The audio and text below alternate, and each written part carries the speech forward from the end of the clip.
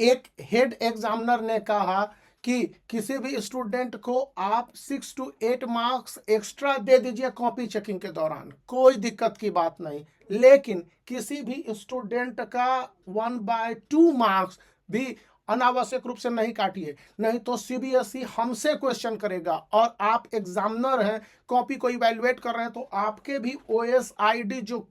Copy checking के शुरुआत में और कॉपी चेकिंग के एंड में मेंशन होते हैं, उस पर भी क्वेश्चंस रेज कर दिए जाएंगे। और ऐसे में सीबीएसई जब आपको बुला के पूछेगी तो आपके स्कूल का एफिलिएशन भी रद्द कर दिया जा सकता है, और सीबीएसई के किसी भी स्कूल में आगे से पढ़ाने के लिए आप वैलिड नहीं होंगे या लीगली आप नहीं पढ़ा सकेंगे सीबीएसई के किसी भी एफिलिएटेड स्कूल में जिनको कि कॉपी चेकिंग के लिए अपने एग्जामिनर को भेजना पड़ता है। मैं क्या कह रहा हूं और ये बातें क्यों कही गई? वह इंग्लिश और फिजिक्स की कॉपी चेकिंग हो रही थी क्लास 12 की। इस दौरान दो अलग अलग हेड एग्जामिनरों ने कहा कि स्टूडेंट को कॉपी चेकिंग के दौरान अगर एक्स्ट्रा मार्क्स दे दे रहे हैं तो कोई प्रॉब्लम नहीं है, और यहाँ पर स्टूडेंट को अगर एक्स्ट्रा मार्क्स मिलेंगे तो वहाँ पर वह क्वेश्चन भी रेज करने नहीं आएगा कि हाँ उसको एक्स्ट्रा मार्क्स मिल गए या आवश्यकता से ज़्यादा मार्क्स कैसे मिल गए।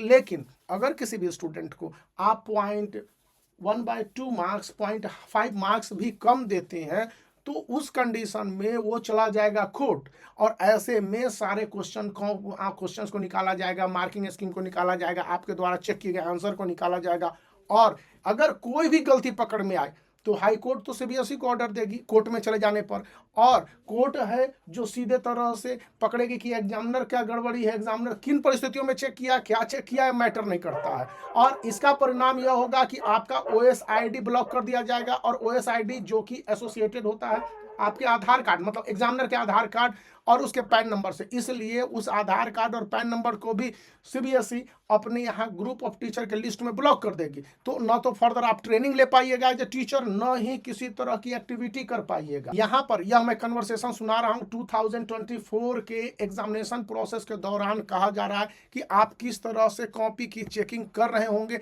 या किस तरह से कॉपी चेकिंग के इंस्ट्रक्शंस मिले हैं। तो इंस्ट्रक्शन नंबर 1 है कि स्टूडेंट की कॉपी बेहतर ढंग से चेक की जानी चाहिए। यहाँ वर्ड माइन्यूटली या ऑब्जर्विंग केयरफुल्ली शब्द है, तो वह टीचर यानी एग्जामिनर के लिए कि एग्जामिनर जब मार्क्स अवार्ड कर रहा है तो उसे बेहतर ढंग से मार्क्स अवार्ड करने होंगे, और अवार्ड करने के लिए जो प्रोसेस, स्टेप या कंटिन्यूटी, फ्लो, एक्यूरेसी, इन तमाम चीज़ों को ध्यान में रखने होंगे जो सीबीएसई ने इंस्ट्रक्शन दिया। दूसरी बात कही गई है कि कॉपी चेकिंग जब हो जाती है तो कॉपी को अपने आप को रिव्यू करने होंगे उसी एग्जामिनर को जिसने की कॉपी चेक की होगी। ऐसा ही नहीं कि कॉपी चेक किया और बढ़ा दिया, कॉपी चेक किया और बढ़ा दिया, क्योंकि एक कॉपी चेक होने के बाद उसके 2 बार कोऑर्डिनेशन होते हैं, मतलब मार्क्स का वेरिफिकेशन होगा और सही ढंग से मार्क्स का अवार्डिंग होगा। तीसरी पॉइंट है कि उसके बाद एएचई उस कॉपी को चेक करेगा, और उसके बाद हेड एग्जामिनर भी पॉसिबली कुछ कॉपीज को चेक करेंगे। इसके साथ सीबीएसई ने साइंस जैसे सब्जेक्ट में, सोशल स्टडीज में जो ग्रुप वाले सब्जेक्ट है, एक्स्ट्रा एग्जामिनर को बैठा रखा है कि वहां पर कॉपी चेकिंग के नए सिस्टम्स को डेवलप करने के बाद ही किसी तरह से कोई भी गड़बड़ी ना हो। मार्क्स ज़्यादा दे दे रहा है एग्जामिनर या प्रॉब्लम नहीं है, लेकिन कम मार्क्स किसी भी कीमत पर न दो। और यहाँ पर एक और इंस्ट्रक्शंस है जो कि बताता है कि इस बार 2024 में जो कॉपी चेकिंग है काफ़ी कुछ बनिस्पत आसान, बेहतर और अच्छे मार्क्स को लाने वाली है कि स्टूडेंट के तरफ से अगर एक क्वेश्चन के 2 आंसर उसने लिख दिए हैं तो बेहतर आंसर को ही प्रेफरेंस दिया जाएगा। यदि स्टूडेंट ने इंटरनल ऑप्शन वाले क्वेश्चन में दोनों आंसर को लिख दिए हो तो जिस इंटरनल ऑप्शन वाले में स्टूडेंट के बेहतर मार्क्स मिल रहे हैं उसी आंसर को वैलिड माना जाएगा। यहाँ पर अगर स्टूडेंट ने 2 आंसर में से कहीं पर 4 ही क्वेश्चन के आंसर लिखने हैं और 5 क्वेश्चन के आंसर लिख दिए, तो अगर 4 क्वेश्चन के आंसर सही हैं तो उसमें 4 मार्क्स मिल जाएंगे, या जितने भी बेहतर मार्क्स होंगे वो मिलेंगे।